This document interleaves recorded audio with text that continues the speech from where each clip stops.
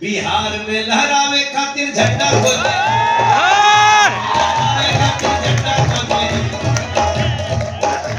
तो बाद में ये मत कहना कि झंडा का रंग क्या था। लेकिन पता नहीं बाद में कोई देखो मनोज तिवारी ने सबरन गवाड़ का दुरुपयोग कर लिया मंच में। नहीं, वैसे सबको पता है हमारा झंडा क्या है, लेकिन सबसे बड़ा झंडा का बाटे, लेकिन ओकरों से बड़ बाटे भोजपुरी के झंडा। शायद आज हम देखा दुरुपयोग नहीं कर, तुम बड़ा अच्छा चला के आई, मतलब गाड़ी का। बैकस्टेज यही बोला कि मैं धक्का लगाऊंगा, तो मैं धक्का लगा। एकरा में कोई बुरा बात नहीं की। कि अभी उसे अपन हन सुधारा हो, कि तोहरा न बाटे तनिको लाज न जबू, कि छोने छोने बदले, छोने छोने बदले, तोहरा मिजाज न जबू, धोखेबाज न जबू, उड़नबाज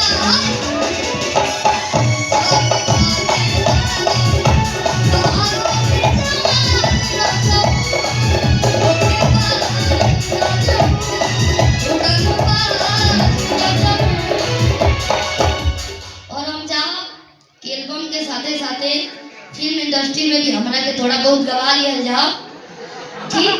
और जो दिल के बात वाला हम बोल लेता नहीं, बाकी आप लोग फैसला करो। धन्यवाद, बहुत बहुत धन्यवाद, थैंक यू सो मच। फसल फिल्म में 8 में 7 गाना तू वहीं बोले। बहुत बहुत आशीर्वाद शिल्पी जी को, और सभी लोग शुभकामना दीजिए, आशीर्वाद दीजिए। सच में भोजपुरी संगीत को एक नई ऊंचाई प्रदान करने वाली हमारी शिल्पी